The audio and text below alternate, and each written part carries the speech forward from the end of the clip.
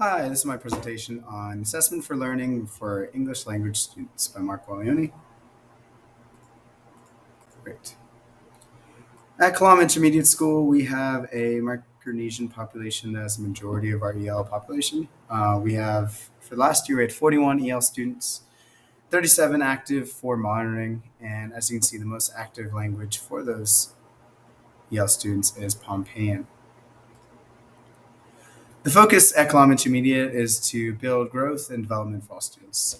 This includes SEL support, reading workshop, and emphasis for all teachers to understand their reader levels and to incorporate those strengths in their classroom so they can achieve the standard. And especially for this presentation, it's all about adapting the assessments to fit the needs of the student. Um, One of the main focuses at our school is academic vocabulary and reading comprehension, because that's what a lot of our students, both general education and EL, lack.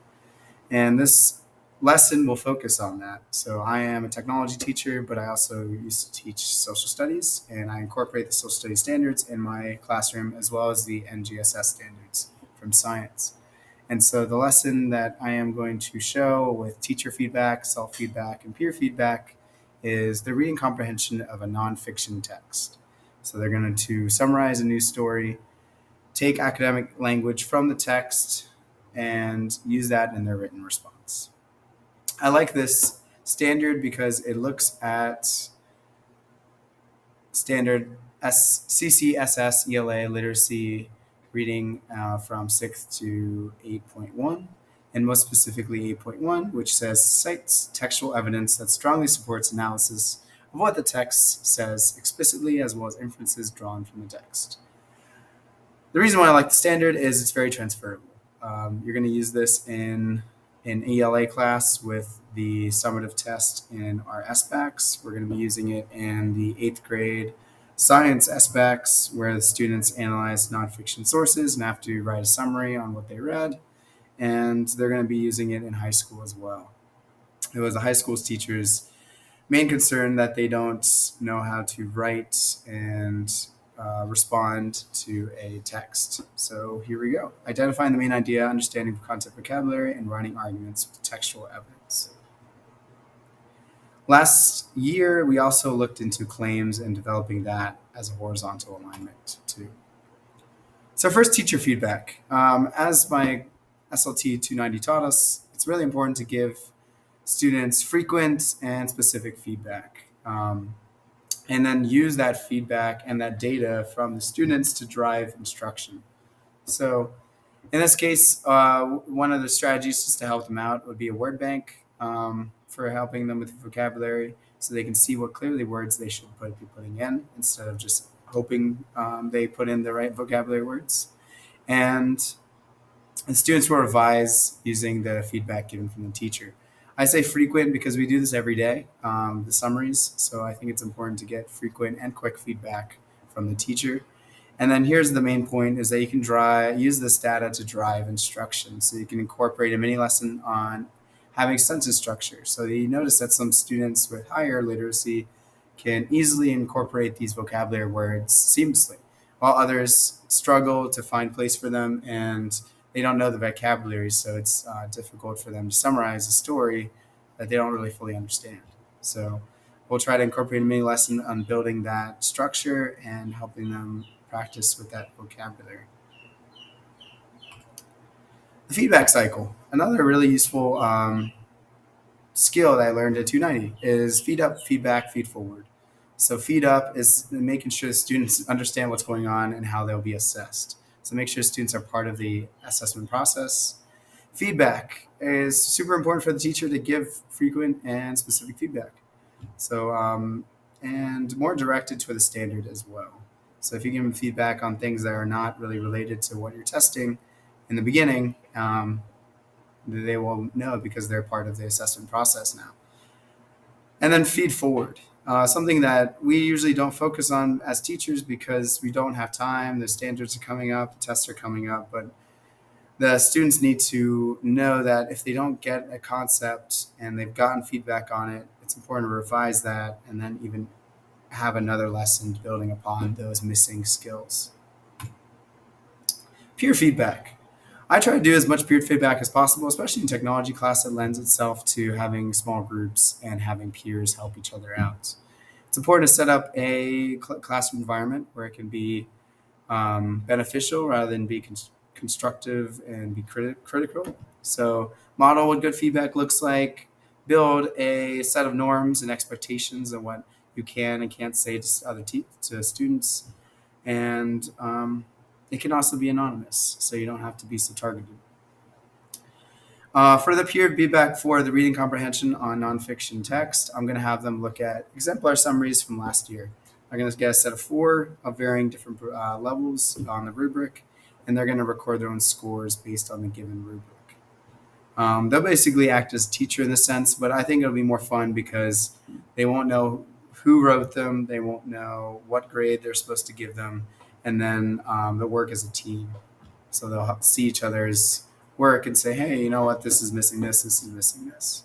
And I find it much more exciting. I'm sure the students won't find it as exciting. So I was thinking about adding more incentives so that if they get them right, they'll get a certain prize or extra time, free time at the end of class if they score the right papers on the right rubrics. Then they'll review their peers' summaries and then give some specific feedback to review the standard. So once they have an exemplar, they see what a 7 is, they see what a 5 is, see what a 3 is, see what a 1 is, and they can look at their peers and give them feedback on that. Self-assessment. Did I get it today? Self-assessment is really important, especially I like doing KWLs. It's just a simple, easy way to get students to think about their knowledge and what they want to learn more. So what do they know? What do they still need to add? And what do they learn? And so in this situation, I am going to have them look at what did they do well in the rubric on their summary? What do they still need to add? So for example, they might have set up the who and the what, but they didn't tell me the why and why is this newsworthy? And they probably didn't add any content vocabulary from the topic. I like doing self-assessment finally because it gets the student engaged in the assessment process so they can see what needs to be a level 5 or level 4 in my rubric. And then finally, it gives them confidence to reinforce the future work. That's also research proves that students do better on future work if they are part of assessment.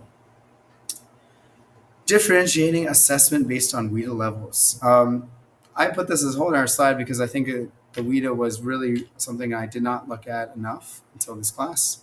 I really like looking at the WIDA level, the can-do descriptors, the core connections was really key so that you can see how this is where my students at. The WIDA test is a criterion reference test. So it looks at all of their knowledge and skills. It gives an overall score, but it does not look at just scores based on other students like a norm reference test. And I think this is really helpful because it shows their specific strengths, how it can tie that in with core subjects, and what they can do and accomplish. Using all that knowledge, we can then differentiate the assessment based on their proficiency. So I'm not going to test a student solely on their speaking skills if that's what they're lacking and they're really good at writing and reading. I can build that up and scaffold it, but I won't test that solely and mark that as their sole grade for their summary. And moving on. Using assessment to drive instruction. I like this chart toward the right. When you plan, you teach, you analyze the student data, and usually that just stops there. But then you can adapt. You can adapt your teaching and reassess it.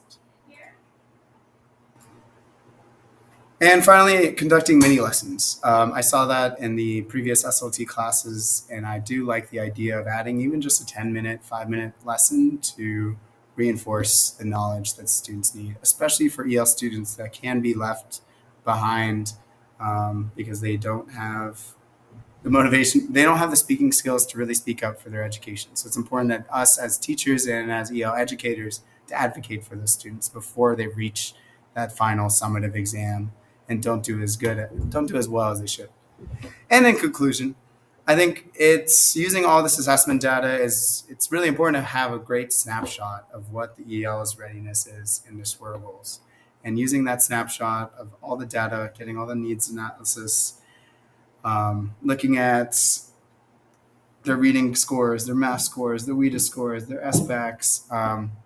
We do that really well at our school, but we don't actually use that data to drive our instruction enough, and we don't use that data to build upon formative assessments and really just grade the assessments and use peer and self feedback within that.